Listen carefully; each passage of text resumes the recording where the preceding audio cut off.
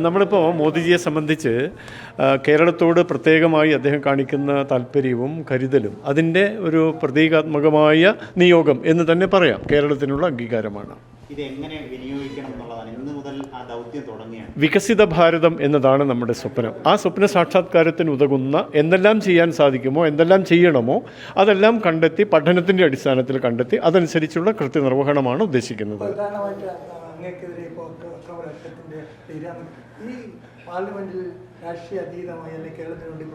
അപ്പോൾ രാജ്യസഭ എന്ന് പറയുമ്പോൾ കേവല രാഷ്ട്രീയ സംവാദങ്ങൾ എന്നതിനപ്പുറത്ത് രാജ്യത്തിനുതകുന്ന, നമ്മുടെ സമാജത്തിനുതകുന്ന, ക്ഷേമത്തിനുതകുന്ന പരിപക്വമായ ആശയങ്ങളുടെ സംവാദമാണ് നടക്കുക. അപ്പോൾ ആ നിലയ്ക്ക് അന്തസ്സാർന്ന ഒരു പ്രവർത്തനം തന്നെയാണ് രാജ്യസഭയുമായി ബന്ധപ്പെട്ട് നടക്കേണ്ടത്. CPM നേതാക്കൾ രൂക്ഷമായിട്ടുള്ള വിമർശനം ഈ നോമിനേഷനെതിരെ ഇപ്പോഴും തുടർന്നുകൊണ്ടിരിക്കുകയാണ്. വിമർശനങ്ങൾ നടത്തുന്നവർക്കെല്ലാം നല്ല നമസ്കാരം, അവർക്ക് നന്മകൾ നേരുന്നു. മറ്റൊന്നും പറയാനില്ല. ഇല്ല, മറുപടിയില്ല. ശരി.